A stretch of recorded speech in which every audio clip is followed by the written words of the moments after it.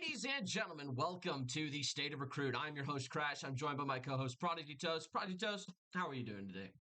I'm good, man. I'm good. Watching Spirit take down FaZe is always a good day for me. Absolutely. Katowice this year has been insane. Hopefully, we'll get to see some amazing plays from them in the months coming forward. But focusing on the more important CS games, we've got game recaps. Match day one just finished as of last Thursday.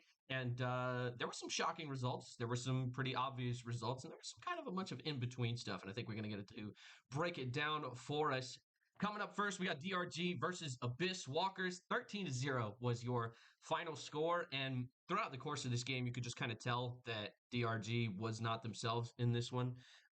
They're a pretty strong lineup on paper, but like just their lack of map control, their lack of overall like direction, and just or this being outclassed, like genuinely outclassed by Abyss Walkers. I mean, you said it yourself. We were talking about it a couple of days ago. Shane absolutely just controlled every aspect of that game, and he dropped like a 2.4, and it was insane, right? Half of these highlights are literally just him. So kind of shaky about DRG at the moment. I mean, that is definitely not a good way to start the season.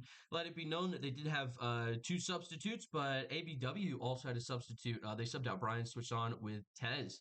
So it's definitely going to be interesting to see how DRG is going to be able to bounce back from this.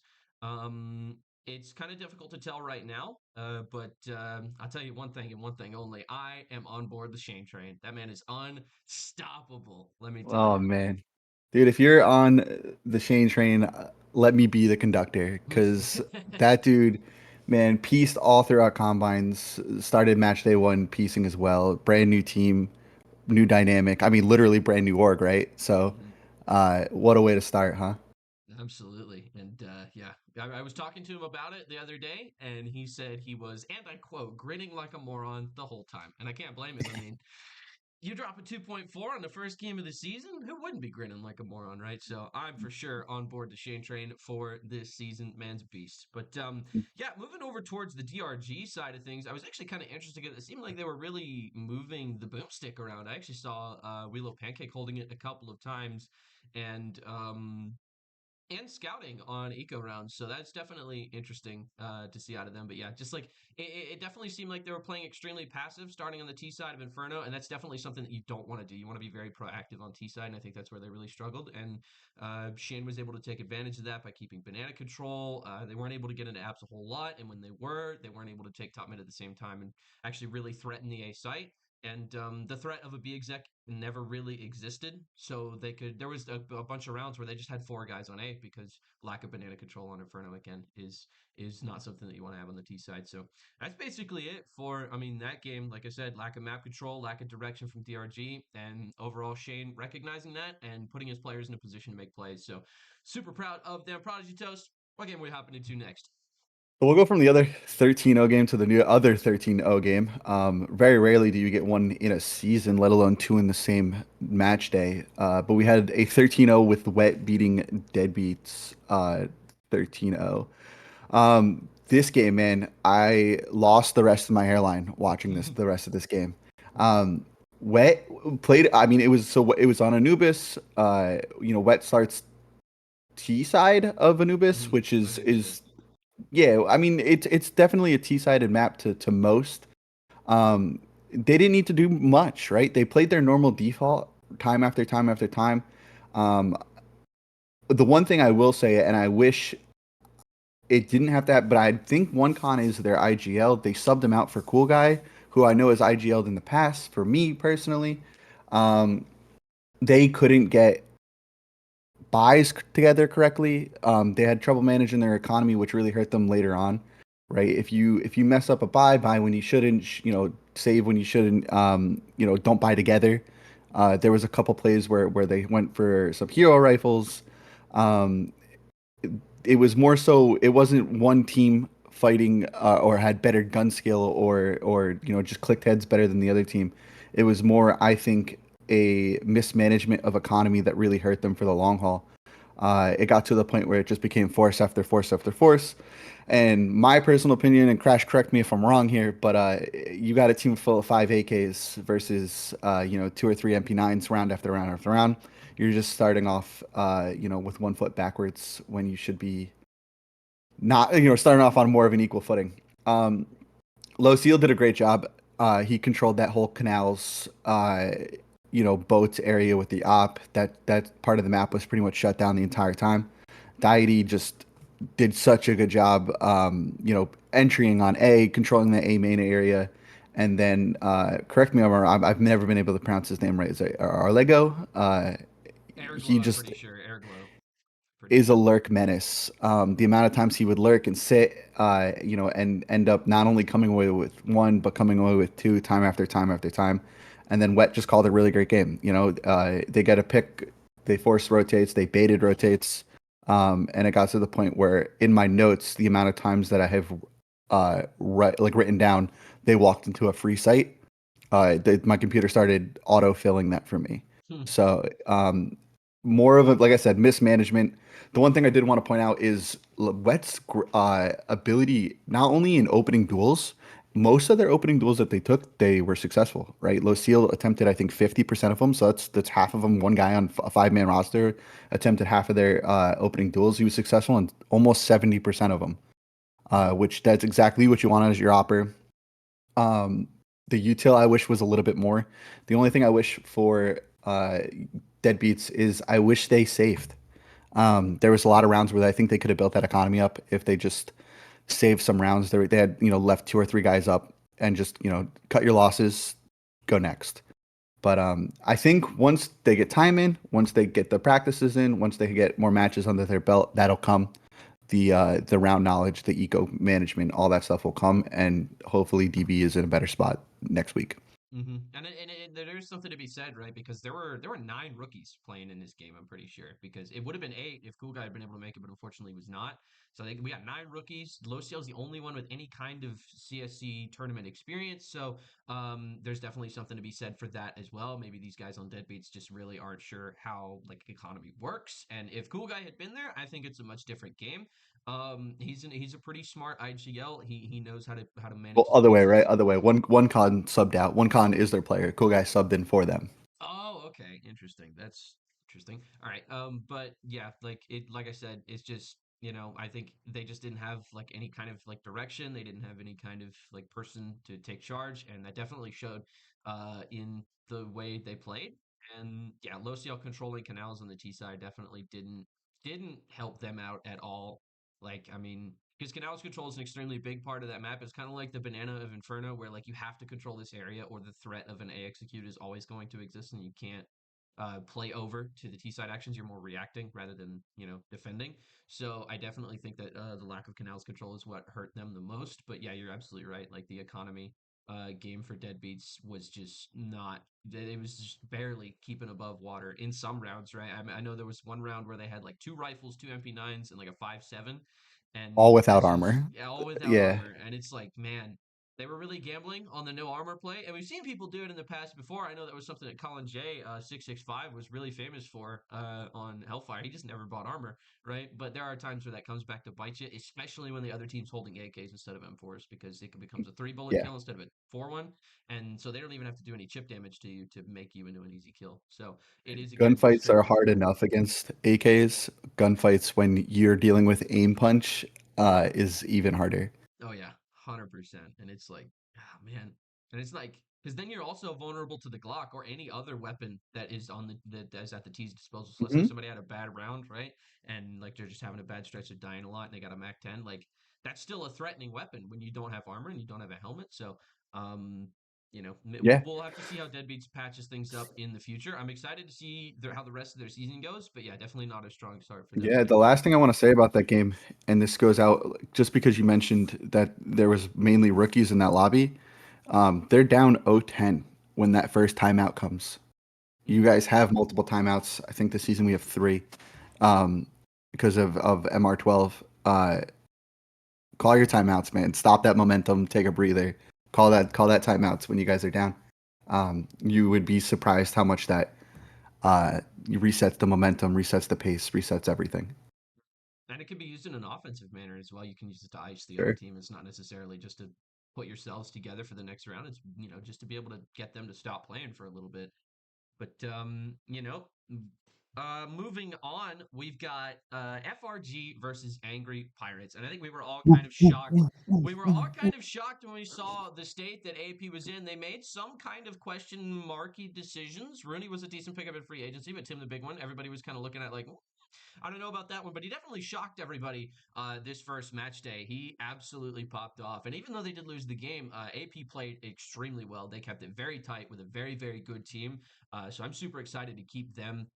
To keep an eye on them for the rest of the season, but they subbed FRG subbed out Vaughn for Anemone, and Anemone actually played pretty well. He actually had a couple of star plays. I was really shocked at the way Anemone played, so he played very very well. But make no mistake about it, these two teams are very evenly matched, right? It was like neck and neck right up until round 23 when Dewey gets that 3K off of the mid lurk, and that just completely shattered AP's resolve. You could tell in the next round that they just didn't believe that they could win. And even though it did come down to a 1v1, it didn't feel that way. You know what I mean? Like these are two extremely evenly matched teams, but it was just going to be a question of who was going to break first, and the answer was Angry Pirates. But make no mistake about it, like their mechanical skill and their controlled aggression allowed them to put up a stellar T side. It was 6-6 at the half, and they started on T. So they definitely had the momentum going into that second half, but I think overall, just FRG's ability to keep themselves in it and just being able to trade each other. I mean, the trading distance on these two teams is phenomenal. Like it was coming down to a 1v2,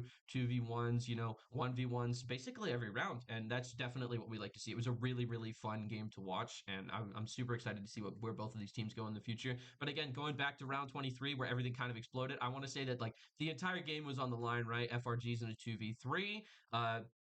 The game's tied at 11, right? And Dewey fan, he's going to kill three people to just completely blow the round wide open for FRG. And yeah, I mean, that's basically what decided the game because like how do you come back from that mentally if you've been so neck and neck and nobody's really made any explosive plays yet? You don't feel like you're being beaten, and then the other team just comes out with you like that. It's definitely exactly what FRG needed to just kind of give them that extra push over the finish line. So I was super surprised by AP, but FRG definitely kept in it, and they definitely deserve to win that night. Listen, I got criticized. I got made fun of. I got torched. They said, "Kev, you traded too much for Dewey." I said, "No, sir. I traded just enough, Mm-hmm. just enough." And Just when enough. plays like that happen, and when it comes down to it, I'm never ever betting against Dewey. I know Jeff was the OG Dewey fan, but I'm in that fan club. Oh yeah. So Dewey we love. Jeff's never gonna put that team in a situation where even if it's close, it's a close game. Things might not be going their way. I promise you, their morale is always high. And then on the flip side of that, if you're on that chain train, I'm driving that AP ship. I'm such a big fan of AP this season. Mm-hmm. I'm going to be riding them pretty, or I guess throughout the entire season. I think that roster is so good. I think Triple Man's on his redemption arc. I think he's tired of the comments in chat. I don't know if you watched his or you did watch, but I don't know if you saw the ending stats. Triple Man as a support. He Oh, played out of his mind. I was so oh, shocked at come how on he now. played because like every time it would be him versus another player, I'd be like, oh, he's gonna get this kill easy. Anemone's gonna get this kill, right? And it's just like no, Triple Man just kind of and he would move to trade his teammates too, which is something that we haven't seen out of him like ever. This is Yeah. unprecedented. So I don't know who he's been learning from, but it's definitely been effective. He has massively improved over this offseason, and I'm I'm like I said, you're driving the ship. I'm on the keel haul, baby. I'm ready. Let's see what I AP can love do it, man. after the struggle that they had last season. I'm super excited to see what they can make happen. It's definitely going to be something great to watch. But moving on, what game we got coming up next? Next one I got is AVI versus Hell. There was some already discussion on this game. Personally, I've heard the rumors, I've heard the whispers, I heard the actual statements coming from AVI saying that they gave a round, like they gave a 4 or 5 rounds to them, that the game could have been more of a blowout. Um, AVI ends up taking it in the end 13-9. So that would make it what 13-4. Completely disagree. Could not be more on the other side of the fence that Hellfire, in my opinion, after watching it, they gave around the, they gave, it was like around 4 or 5 rounds that they gave away to AVI, which if my math is mathing, that would put them, hitting that 13 mark first. Hmm. There was a couple 4v2s, 3v2s. They had site, they had post plants. It's just they're after, post bomb plants, post plants that are, the setups were a little lacking. There were some gaps in the crossfires that people were able to take advantage. If you're gonna give a gap, if you're gonna give a crack in the armor to Noah, he's gonna take advantage of it. You know he is. Clancy's a little lurky boy. You know he's gonna find a rat angle somewhere. Crawl in through that gap and break your whole setup. There's a 3 rounds that I've counted at least where they got the bomb down. They got the bomb down with numbers. They got the bomb down with numbers and nobody close to them. It was just the retakes from AVI that got them there.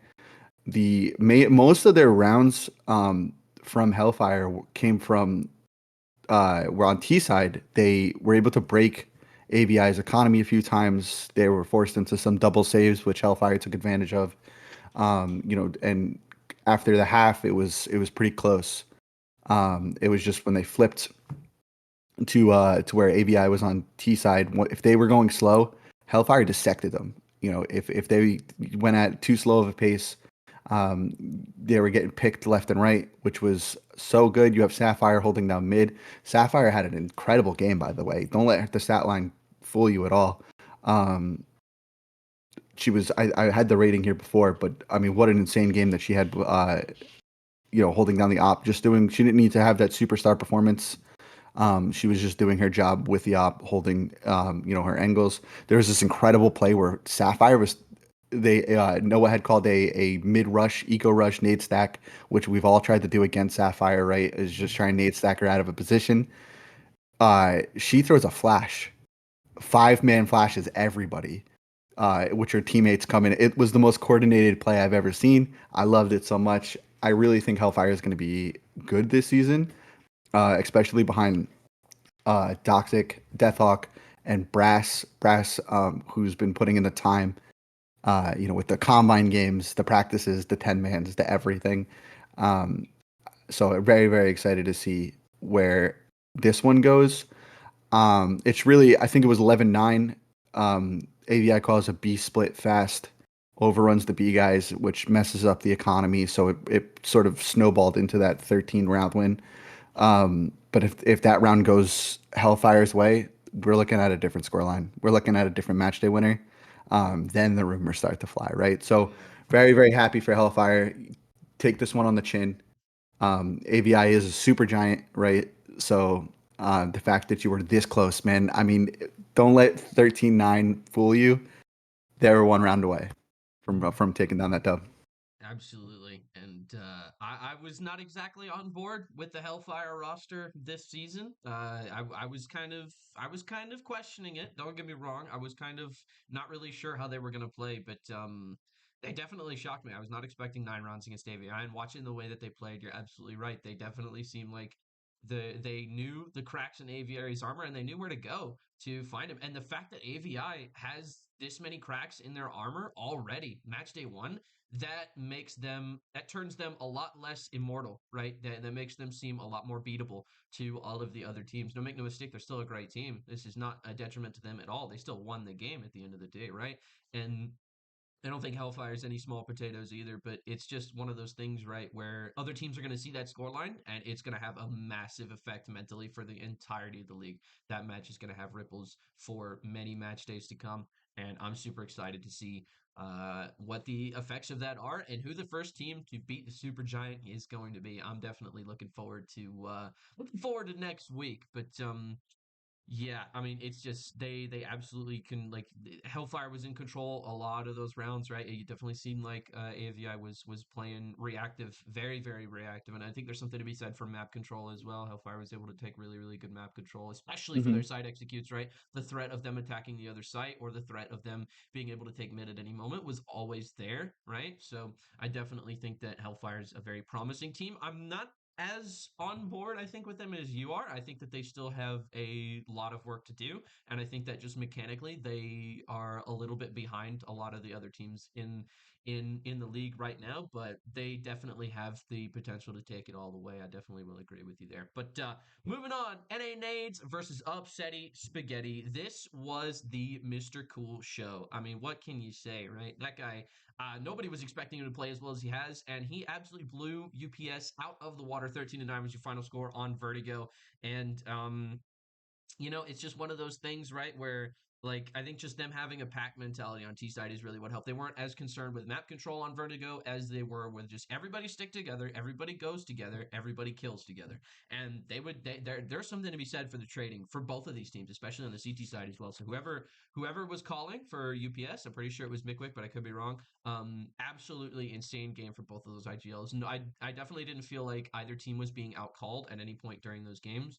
So there were a bunch of big moments as well. They round 18, Mr. Cool in a 2v3 sticks the bomb, nobody gets killed. And he gets the smoke diffuse, right? So that was definitely big for their mental. And then in round 9, Van Wishawn had a really, really clean 1 versus 2 that I think, those superstar plays, those big moments that UPS kind of fumbled.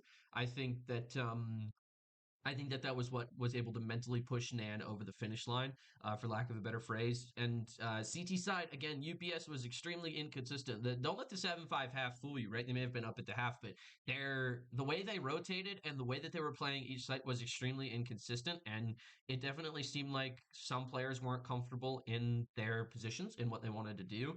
And I think Nan's pack mentality was really able to take advantage of that. And, when it came down to the T side, right? UPS was only able to get 2 rounds. That's just because they couldn't effectively trade each other, right? Like the trading distance on both of those on both of those teams, like Nan was able to carry over their T trading over into CT, but UPS was not able to carry that over into their T side, and I think that's really where they started falling behind. They couldn't make the plays, right? And then there's also something to be said for Cash Money's performance. I think Cash Money played very well for UPS. I think he's definitely going to be a weapon for them this season, and a bigger weapon than probably any of us were ever expecting. But they're still going to need a lot of time to figure things out. They don't exactly look promising right now, but at any given match day, that could absolutely change. So we'll see how it goes. I'm pretty excited for both of these teams, but it was very well played from Nan. I don't think we expected them to do that well either, especially after so much of their recruit roster just got shot. Yin Contender, Gear Slayer Prospect, and then cut. And then they were just kind of left with Cleavy Wonder, and then they also got rid of Nick Time Rush, who ended up on Savannah. So it's just it's just one of those things, right? Where you just really weren't expecting them to play that well because again, it's a team that's basically slap full of new people versus another team that's basically slap full of new people, and it's always fun to see these new people play each other. I think it's really really good to watch to kind of get a gauge of how they're going to perform when the pressure is on. So, but yeah, moving on. What game we got next is going to be the last one, and I'm pretty sure I know which one it is. I have ATL versus Cal. I do want to preface this by saying that yeah, Cal is sort of in the same boat that they're in last season, right? I don't know if their roster is completely um up to par, right? Like but I think it's promising. It's definitely promising. Siegel sort of prefaced this whole game by one statement where he says, "Listen, I dropped 30, Enders dropped 38. What more what more can I do?" And that's sort of like the play, or I guess the tagline of the game, right? They played on Ancient, and if you just let Enders walk up ramp for free and pick whoever he wants round after round after round, and you're just consistently starting with you're consistent no matter what side you're on, right? If you're consistently starting 4v5, that's never a winning formula, right?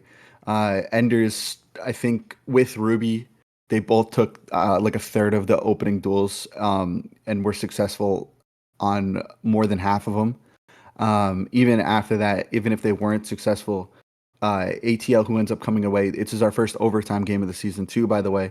Um, if you look at the trade kills, if you look at all the way down ATL's at least attempts, right? You have 4 of them sitting at 100% trade attempts. So they're playing together. They got that buddy system going. And whether or not they were successful or not, right? at least you have that information. More often than not, they were successful. Wakeful is, he had 6 trade kills, so he's successful on 67% of them. All of their deaths all got attempted to be traded. So when you have on the flip side, only Seagulls were sort of doing his business, doing showing out, right? Trading on 90% of his attempts, and successful on over half of them. That hurts you, right? When you're consistently starting 4v5, no map control, it goes back and forth. I spoke with Lax earlier last night. He was running into some PC issues, so I'm glad that at the end of the day that didn't affect the team's win. I know he struggled personally. He said he was lagging every time he'd get close, so it's almost like he had walls every time his computer would lag. He's just like, "Oh, there's an enemy close to me." But I'm excited for both teams. I think um, Cow's in a. Like I said, I don't know if their roster's chip winning, but I do think that they're gonna do better than they did last season, right? Which I know Mhm. that bar wasn't set super high, but I think they'll have a really good roster. I think Seagull's in it to win this game. Fresh is, always going to be a demon on the server, but ATL Ender starts off strong, which is, former ATL Crash over there. So I'm sure you're happy watching the success of the team, right? Mhm. They have Scary, who, if you haven't had a chance to play with, definitely get a chance to play with him because he's good people. Ruby's always good people. And Wakeful and Enders are always going to be demons with the boomsticks. Mhm. Absolutely. And I'm not sure if they're going with a two-color system like they had last season. It definitely didn't seem that way in the game. I don't think it was incredibly obvious that they would just get super, super aggressive and super, super passive. Like kind of like that bipolar system that they had moving. But I was definitely shook. I was not expecting Cal to take them to overtime, and you may not be a huge fan of that roster, but I absolutely want to see them succeed. I know that it may not be as possible as we all think it is, but I absolutely want it to happen. I mean, don't get me wrong, it's a great story, right? Going from the bottom all the way to the top would be phenomenal, but they definitely have a lot of concrete walls to run through before they get there. And the first one was ATL, and they bounced. So we'll see if they gather the strength to run through the next one.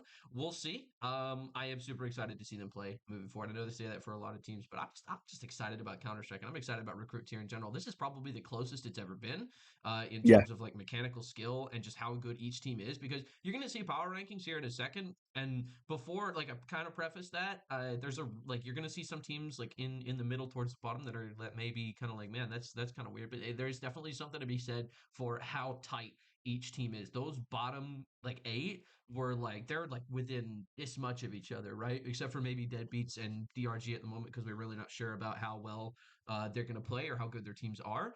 But I definitely think that those teams, like any given match day, those bottom 8 could just absolutely take off and take down any one of the top 6. So, you know, but that's gonna be it for the game recaps. Moving on into power rankings. Prodigy Toast, what's the first thing that sticks out to you on this list? Um,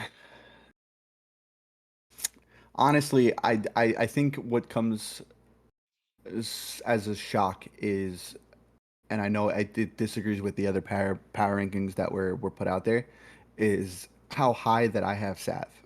Mm-hmm. Um, that's one thing. But one thing I think everybody's missing is Sav under UK's leadership, under Cayman's, doing Cayman things, have not dropped in 2 seasons so far, and I know we're only one match day into the second season. Uh, have not dropped a single match, not map. They did drop one map to UPS in the playoffs last season, but have not lost a match in CS2. They're still Mm-hmm. undefeated all the way through the finals. Their only loss last season was on Go. We switched from Go from match day 1 to match day 2. We're on CS2. They go undefeated through finals. Rip me. I understand. But now they start off the season in the same boat. One thing and a big mistake I think we made last season is Sav went underrated, flew under the radar the entire time. Nobody looked at it, and by the time we realized they were there, it was too late. They had already pieced us. They had already gained all the information from every org they needed to, and then used that against us effectively um, to a 2-0 chip win. So I don't want Sav to go fly under the radar again. I want them to get their due diligence. They're finalists. They're chip winning team. They deserve the respect. Absolutely. And 18-1 is no small potatoes. I don't think that's been done by any other team in CSC history, right? 18-1. 18-1. Let that sink. I'm pretty sure it's 18-1, but let that sink in, right? That is unbelievable. We've never seen that kind of win streak or that kind of like just overall dominance from any other team in history, right? So I mean, this is going to turn into the new NIP like 89-0, right? Like this is history in the making, and I think that's going to be why Sav is going to be super exciting to watch. And you're absolutely right; they definitely don't get a whole lot of media coverage just because the way they win is not necessarily flashy, right? They just straight up beat the other team in like it can be a close game, it can be a far game. It's basically going to look and feel the same. And then they just move on, right? So, I mean, and we talked to UK Cats about it at the end of last season, and he's just like, yeah, we beat everybody and move on. Like it really ain't no thing. So if it ain't no thing to him, then who's to say they can't do it again, right? But and I think another thing that other people are gonna be just talking about when it comes to Sav is the difference in their pieces, right? They've only got two returning members, but it is UK Cats and Cameron Rider, right?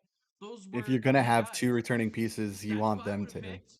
Oh my god. Like that's unbelievable that, Yeah. people still kind of sleep on them. But, they're definitely a shoe in for playoffs, 100%. I think if they keep doing what they're doing, they are going to be a real threat going into postseason. But, we're still in MD1, so we'll see what happens. But, kind of moving on, ABW at the top. I don't think it's surprising anybody. Just the way that they control that game against DRG. Now, there are a couple of asterisks attached to that game, but a 13-0 is always going to look good, right? For Yeah. stats, anything. Now, like I said, there's a couple asterisks attached to that game. DRG had subs. They definitely were struggling a lot. Like, don't get me wrong, but the way I put them up there, I wanted to put them up there because I think just the way that they played that game is very indicative of who they are as a team. And I think despite them maybe not having a big strength of schedule, they're still the best team in the tier. 100,000 million billion zillion percent. Like there is no doubt in my mind that they are the best team in the tier right now. And I think it's just because like the Shane Train, Milky on the op, Rye is an absolute demon. She got like 2 Zeus kills in that game. Which is like unprecedented. And they were both on the same guy too. Poor Jimmy. I mean, he was DRT's one bright spot in that game, but just unlucky to say the least. And they have Brian switched on, who can just like for lack of a better word, flip the on switch. Right, that guy can turn into a demon at any point in any game. And Right. Tilly, he's a super super undervalued player. I think a lot of people overlook him. I played with him a bunch last season, and I played with him a bunch in the off season. And I think that he is going to be the bow on the present that really ties the whole thing together. And I think they're cruising to semifinals at this point in time. I mean, it's hard to say. It's hard to point out any team that could possibly beat them that's not in this top four. So I'm definitely super excited to see them play for the rest of the season. Yeah, yeah, yeah, for sure. I mean, even moving on to the next two, right? We have AVI and ATL. I think we pretty much agreed that that could have flipped either way, right? They're sort Mm-hmm. of 2A, 2B. Doesn't exactly matter which way you put them. With AVI, I mean, we knew going into this season, right? All drama aside, that you know team was going to be deadly. What I don't think anybody expected is the hot start that Clancy's gotten off to so far. Mm-hmm. Watching that game on Anubis, he played in that E-box area, and that was sort of on lockdown. All roads closed. There was no entering in or out. He had Colty watching over the top of him, but the only way they could have gotten into the B site was they had to hit Clancy from 3 different angles, right? They had gotten B main control, had gotten Canals control, and then somehow had to beta rotate that was either from Colty or get tempo control and hit him from 3 different angles. Clancy was definitely on lockdown. Uh, you know that team is just going to be deadly. We knew that team was going to be deadly. Definitely, like we said before, showed like some chinks in the armor, which hopefully other teams can VOD review, take some notes, and maybe try and capitalize on that. But in that flip side, Noah's gonna do his own VOD review, right? It only being MD1, I wouldn't take too much stock in all of that. But I'm curious more so, not so much more excited, but curious to see where this team goes. ATL, same thing, right? Not a roster that I thought was going to be super deadly. Post draft, one that slapped me in the mouth and proved to me that they're absolutely deadly, right? I'm always gonna be a big fan of my boy Jim John or Lax. He's a demon in and out of the server. Scary. I had interactions with for the past 2 seasons, 3 seasons. So he's definitely a solid asset. And then Ender's returning from injury, right? Putting up 38 in his first return game. Nothing but respect there. So excited for those two teams. I think they're well deserved in that 2 and 3 spot. Like I said, doesn't exactly matter which one's on top. I think they're both on the same level after MD1. Absolutely. And I think that one that's going to be kind of shocking to a lot of people is Hellfire at number 11. I mean, and let me kind of let me kind of explain like the thought process there, and it's kind of like what we were talking about earlier. But recruit is tight this season and super super tight. Like the only thing that's really going to give one team over another, like that kind of just like that extra inch, that extra millimeter that they need, is just going to be when it comes down to mechanical skill, right? And they played extremely well against AVI. Don't get that like twisted or anything. But it's just like when you look at the other teams on the list, I can't in good conscience, we can't in good conscience put Hellfire above where they're at, if that makes sense. Like I don't know, it's gonna take a lot more time. This is going to be a lot more well formed as it goes later in the season. Early power rankings are always super tough to do, but at this point in time, I just don't see Hellfire being any higher than 11, unfortunately. Fair enough. Fair enough. And the last one I'll say is UPS. UPS, just from the history of the org, right? How well they did the past 2 seasons, coming out and starting as flat as they did. I'm hoping, praying that I believe it's Mickwick that's the IGL there. He turns it around. I know for a fact the UPS has a very helpful inter-tier help, right? So prospects help the recruits and Mm-hmm. contenders help as well. Their GMs, their AGMs are also super helpful. Um, I know that they've got the resources available, right, for help. So I'm excited to see how they improve this season. I don't think. I guess I wasn't expecting them to come out and start as flat as they did, but I'm praying for a turnaround. Mhm. Absolutely. And I mean, with like you said, the history of that organization, all they do is win no matter what. And it's looking like they're going down on a little bit of a downward slope. So we'll see how they combat that moving forward. But transitioning over to game of the week, and we've got MD2 and MD3 games coming at you. For match day 2, we got FRG versus Wet, and I don't think anybody else is more excited for this game than I am. I mean, after watching the way that Wet played against Deadbeats and the way that FRG played against AP, I think this is going to be a super solid game. It's a quarterfinals matchup, and let's not forget Penguins was cut by Wet and signed by FRG, so that adds a little bit of extra flavor into this matchup. I think he's going to be looking to, as the kids say, tear it up.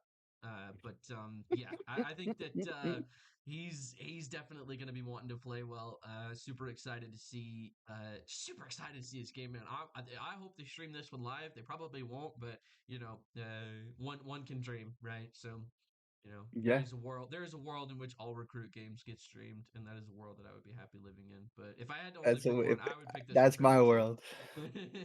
Nah, and I also like it's not just the Penguins return revenge arc, right, is but also the rematch of the quarterfinals last season Mhm. that let's not forget when we had the tech difficulties aside, right, it went to match or the third match, right, and that match went into double overtime, so separated by a hair that 1 or 2 rounds flipped the other way, and we're singing a new song, right? So Mhm. excited for that game in its entirety.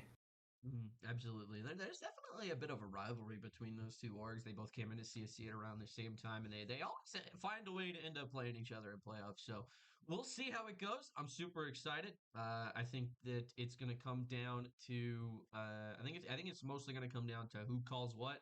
I think the IGLs are going to be super super important in that game. Also dependent on the map pick. We'll see what map they go to, but right now, Vertigo looks unbeatable for Wet. So hopefully they don't take him to Vertigo. But we'll see how it goes. I'm super excited to go that one. But who we got lined up for us for match day number 3? Actually, three, the OS versus Nan was that game that we were talking about. That was going to be a banger. I just think that's too. lineups that I'm super excited about.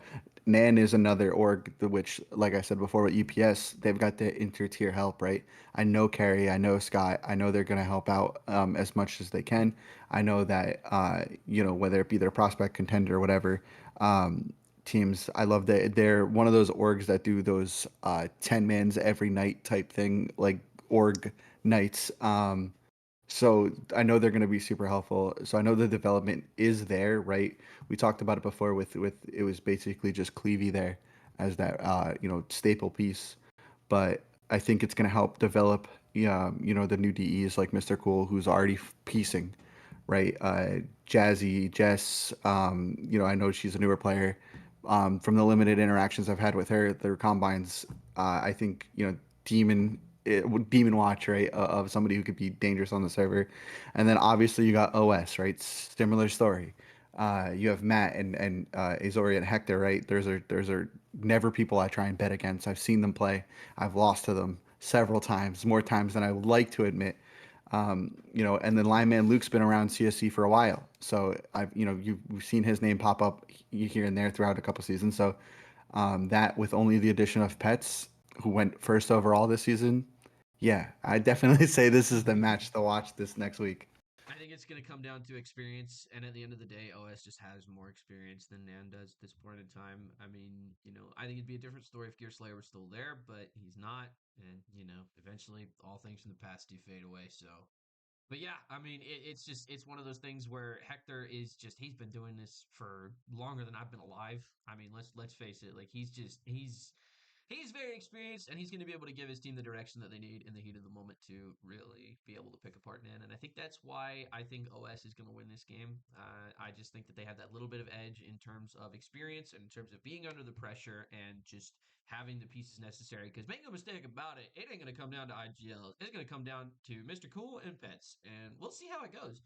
I'm super excited for that. But yeah, I got OS winning match day 3, and I got FRG winning match day 2. I think that they have just that little bit of extra,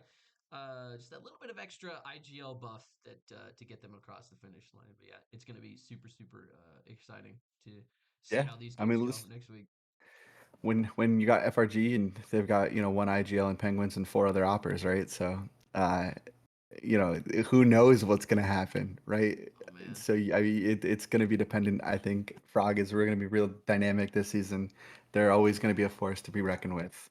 Mm-hmm. And if not, I cut them all, so it's fine. No, I'm It's fine. kidding. So, I mean, but hey, you never know. Some folks might start sweating. You never want to I got to keep play them on too their bad. toes. Yeah, absolutely. But yeah, that's basically it for this. We're gonna segue over into the pets interview that was done a couple of weeks ago, shortly before the draft. So, but yeah, we'll send you guys over to that, and then that will be it. See y'all later.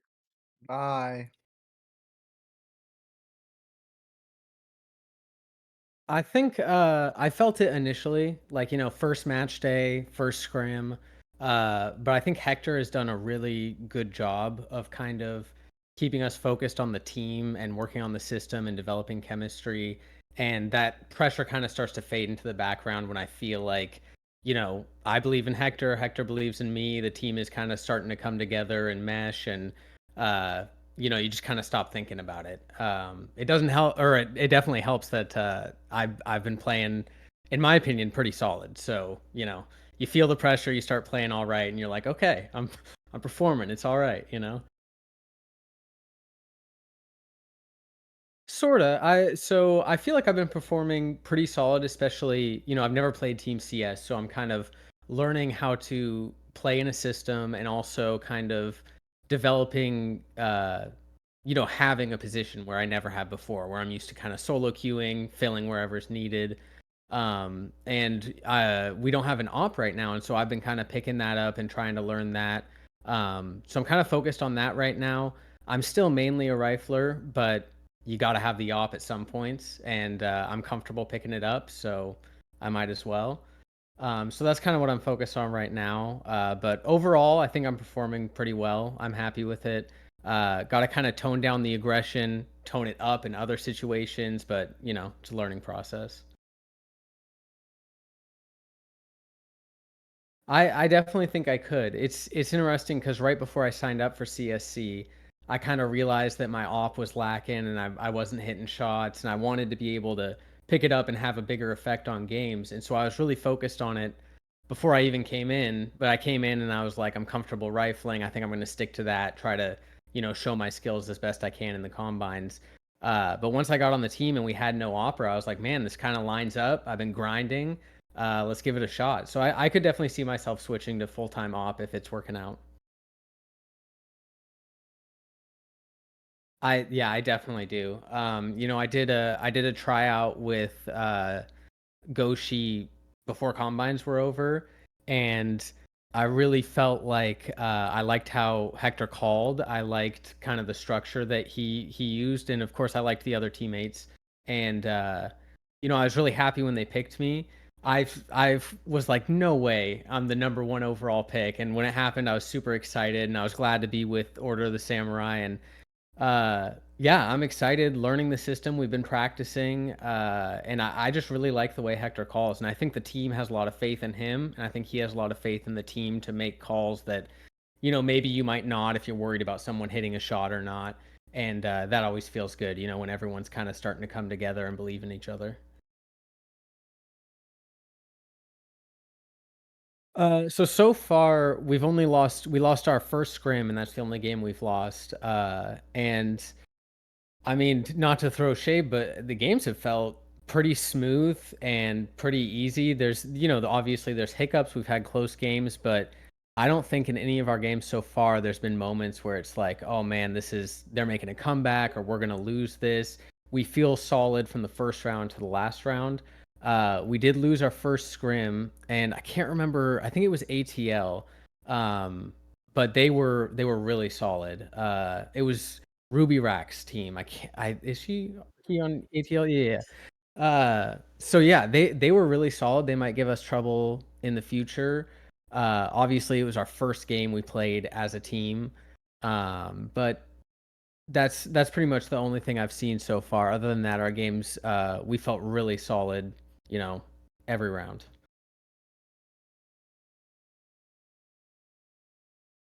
Oh, absolutely.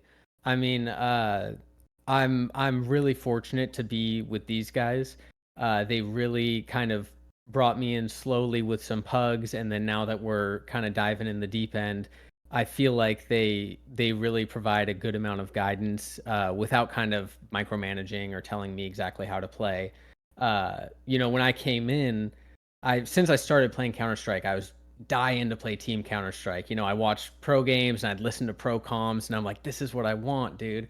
And so I came in, and I mean, even just the combines, instantly, I felt like a better player. I felt like I was making better decisions. I was watching other people play and how they played together, and that's only increased as I started work with the team, and that's been really great. Oh, absolutely. I mean, things feel better every game. I really think the system that we're developing and the system I came into with Hector is a strong one, and you just need the right players. And I think we've got them. And I think if we just keep on working and keep on growing together, we might be unstoppable. I think everyone wants to think that of themselves, but I really think I feel that when we're playing. Uh, Join CSC. It's awesome. That's about all I got.